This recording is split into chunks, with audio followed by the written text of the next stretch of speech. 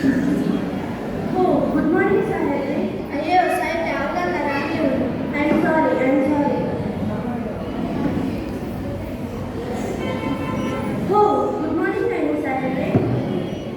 ಕುಳಿತುಕೊಳ್ಳಿ. Thank you. ನಿಮ್ಮನ್ನು ನೋಡಬೇಕೆಂದು ತುಂಬಾ ದಿನಗಳಿಂದ ಕಾಯುತ್ತಿದ್ದೆವು. ವಿಷಯವೇನು ಕೇಳಿ ಮಂತ್ರಿ? Your name you. ಅಧಿಕ ಪ್ರಸಂಗ. ಅದು ಇವರ ಹುಟ್ಟುಗುಣ ತಾಯಿ. ಆಕ್ಟಿವಿ ನಾವು ಇಲ್ಲಿಗೆ ಬಂದದ್ದು ಮಂತ್ರ ಸಾಹೇಬ್ರ ಒಪ್ಪಂದದಲ್ಲಿ ನೀವು ಕೊಡಬೇಕಾದ ಕಪ್ಪ ಕೇಳುವುದಕ್ಕೆ. ಏನು ಕಪ್ಪ? ನಾವು ನಿಮಗೆ ಕಪ್ಪ ಕೊಡಬೇಕೇನು? ಹೇಗೆ? ಮೋಡ ಮಳೆ ಸುರಿಸುತ್ತದೆ, ಭೂಮಿ ಬೆಳೆ ಬೆಳೆಯುತ್ತದೆ, ನಿಮಗೇಕೆ ಕೊಡಬೇಕು ಕಪ್ಪ?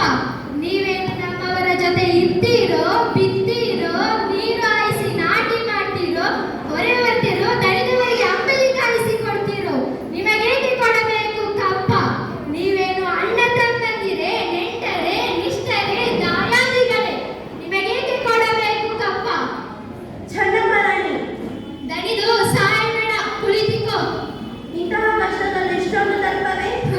ಅದು ಕನ್ನಡಿಗರ ಹುಟ್ಟುಗುಣ. ಈಗ ಚಂಪ ಕೊಚ್ಚಿಕೊಂಡು ಮೈಸೂರು ಮಣ್ಣು ಪಾಲಾಯಿತು. ಅದು ನಿಮ್ಮ ವೀರತೆ ಅಲ್ಲ, ವಂಚನೆಯಿಂದ.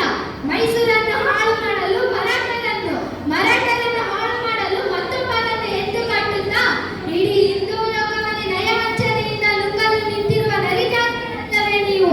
ಕಿತ್ತೂರು ರಾಣಿಯನ್ನು ಕಪ್ಪ ಕೇಳುವ ನಾಲಿಗೆ ಸೀಳಿ ಹೋಡಿತು. ಈಸೆ ರಾಣಿ